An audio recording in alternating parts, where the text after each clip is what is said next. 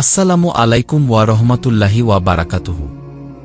একজন বৃদ্ধার বাতাসের বিরুদ্ধে হজরত দাউদ আলাইহিস সালাম এর দরবারে অভিযোগ।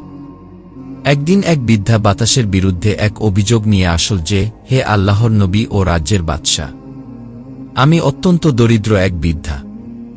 আমার গৃহে কয়েকটি ছোট ছোট ছেলে মেয়ে আছে। আমি তাদের খাওয়ার জন্য কিছু গম পিষে আটা মাথায় করে নিয়ে আসছিলাম।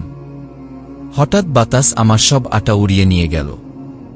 আমার প্রার্থনা হল, আপনি বাতাসের কাছ থেকে আমার আটাগুলো উদ্ধার করে দিন, অন্যথায় আমার ছোট ছোট মাসুম ছেলে মেয়েরা অনাহারে থাকবে। হজরত দাউদ আলাইহিস সালাম তার অভিযোগ শুনে বলেন, হে বৃদ্ধা, বাতাসের উপর আমার কোনো ক্ষমতা নেই, তোমার আটা কি করে বাতাস থেকে উদ্ধার করে দিব? তবে তুমি যেহেতু অভাবগ্রস্ত মহিলা, তাই তোমার যে পরিমাণ আটা বাতাসে নিয়ে গেছে আমি তোমাকে তার 4 গুণ আটা দিচ্ছি, তুমি তা নিয়ে যাও। বৃদ্ধা খুব আনন্দের সাথেই সম্মত হল। হজরত দাউদ আলাইহিস সালাম তাকে পূর্ণ 1 বস্তা আটা দিয়ে বিদায় করলেন। বৃদ্ধা খুশির সাথে আটা নিয়ে গৃহে চল। কিছুদূর যাওয়ার পর হজরত সুলাইমান আলাইহিস সালাম এর সাথে তার সাক্ষাৎ হল। তিনি জিজ্ঞেস করলেন, বৃদ্ধা, তুমি বাদশার কাছে কি অভিযোগ নিয়ে গিয়েছিলে? বৃদ্ধা বলল, আমি বাতাসের বিরুদ্ধে নালিশ করতে গিয়েছিলাম, কিন্তু বাদশাহ সে অভিযোগের বিচার না করে আমাকে 1 বস্তা আটা দিয়ে দিলেন। হজরত সুলাইমান আলাইহিস সালাম বৃদ্ধাকে বলেন, তুমি আবার যাও, গিয়ে বল আমি আটা চাই না, বিচার চাই। এ পরামর্শ অনুযায়ী বৃদ্ধা হজরত দাউদ আলাইহিস সালাম এর দরবারে পুনরায় বিচার প্রার্থী হল। হজরত দাউদ আলাইহিস সালাম বুড়ির কাছে জানতে চাইলেন কে তাকে এই পরামর্শ দিয়েছে। বৃদ্ধা অনেক ভয়ে ভয়ে বলল, বাদশাহজাদা সুলাইমান আলাইহিস সালাম এই কথা আমাকে শিখাই দিয়েছেন। তখন তাকে ডেকে বলেন, হে সুলাইমান, তুমি যে বৃদ্ধাকে আমার কাছে ফেরত পাঠিয়ে দিলে, এখন বল দেখি আমি কিভাবে বাতাস হাইর করে তার বিচার করি। হজরত সুলাইমান আলাইহিস সালাম বলেন, হে আমার পিতা, আপনি শুধু বাদশা নন, আপনি আল্লাহর মহাসম্মানী নবীও বটে। আপনার দোয়ায় বাতাস আপনার সামনে হাইর হতে বাধ্য হবে। হে পিতা, আমার ভয় হচ্ছে যে কিয়ামতের দিন বৃদ্ধা যখন আপনার বিরুদ্ধে অভিযোগ নিয়ে আল্লাহর দরবারে হাইর হবে, তখন আপনি দুনিয়াতে তার অভিযোগের বিচার না করার অপরাধে অপরাধী সাব্যস্ত হবেন। পুত্রের কথায় হজরত দাউদ আলাইহিস সালাম বাতাসকে উপস্থিত করার জন্য আল্লাহর কাছে দোয়া করলেন।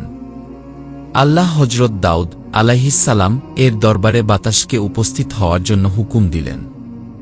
আল্লাহর হুকুম পেয়ে বাতাস হজরত দাউদ আলাইহিস সালাম এর দরবারে হাইর হল।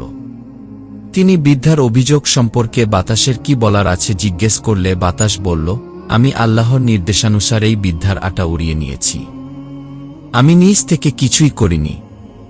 ঘটনাটা ছিল এরূপ, একখানা বিরাট জাহাজ বহু মালপত্র এবং যাত্রী নিয়ে বিশাল সমুদ্র পাড়ি দিচ্ছে। হঠাৎ এ জাহাজের তলদেশে একটি ছিদ্র হয়ে তা ডুবে যাওয়ার উপক্রম হয়েছিল। তখন জাহাজের যাত্রীরা কান্নাকাটি শুরু করল এবং আল্লাহর নামে মানত করল, হে আমাদের রব, আপনি আমাদের প্রাণ রক্ষা করলে এ জাহাজের সব সম্পদ আমরা আপনার পথে বিলিয়ে দেব। তখন আমি আল্লাহর নির্দেশে এ বৃদ্ধার আটা উড়িয়ে নিয়ে এ জাহাজটির ছিদ্রে লাগিয়ে তা বন্ধ করে দেই। তাই জাহাজের সবাই নিরাপদ ছিল। এর কয়েকদিন পরই সমুদ্র তীরে একখানা জাহাজ এসে নোঙ্গর করেছে। সংবাদ পেয়ে হজরত দাউদ আলাইহিস সালাম সেখানে হাজির হলেন। জাহাজের আরোহীরা বলল, হুজুর, এ জাহাজের সব মালপত্র আমরা আল্লাহর পথে দান করার মানত করেছি, আপনি সব মাল গ্রহণ করে যথাযোগ্য স্থানে দান খয়রাত করে দিন। হজরত দাউদ আলাইহিস সালাম জাহাজের মাল গ্রহণ করে তার অর্ধেক সে বৃদ্ধাকে এবং বাকি অর্ধেক অন্যান্য দারিদ্র এর মাঝে বিতরণ করলেন। তারপর তিনি বৃদ্ধাকে জিজ্ঞেস করলে, হে বৃদ্ধা, তুমি এমন কি নেক আমল করেছ যার বিনিময়ে তোমার উপরে আল্লাহর এত অনুগ্রহ বর্ষিত হল? জবাবে বৃদ্ধা বলল, হে আল্লাহর নবী, আমি কোনো সৎ কাজ করিনি, তবে আমার বাড়িতে কোনো ভিক্ষুক এলে তাকে আমি কখনো খালি হাতে ফিরাই না, কিছু না কিছু অবশ্যই দিয়ে খুশি করে দেই। এজন্য আমি কোনোদিন না খেয়েও থাকি। সেদিন একজন ভিক্ষুক এসে তার ক্ষুধার্ত থাকার কথা জানান। তখন ঘরে সকলের খাওয়া হয়ে গিয়েছিল, কেবলমাত্র আমিই খাওয়ার বাকি ছিলাম। নিজের জন্য যে 2টা রুটি রেখেছিলাম তাই তাকে দিয়ে দিলাম। 2টা রুটি খেয়ে সে বলল, ক্ষুধা তো আমার গেল না, থেকেই গেল ক্ষুধা, থাকলে আরও কিছু দিন।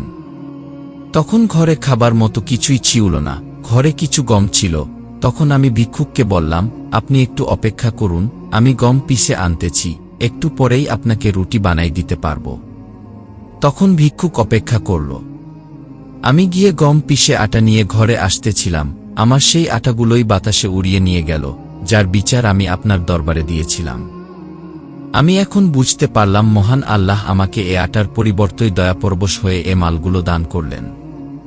এই ঘটনাটি বিভিন্ন হাদিস এর বই থেকে নেওয়া হয়েছে, ভুল ত্রুটি থাকলে ক্ষমার দৃষ্টিতে দেখবেন। মহান আল্লাহ আমাদের কোরআন, হাদিস ও নবী রাসূলের দেখানো পথে চলার তৌফিক দান করুন। আসসালামু আলাইকুম ওয়া রাহমাতুল্লাহি ওয়া বারাকাতুহু।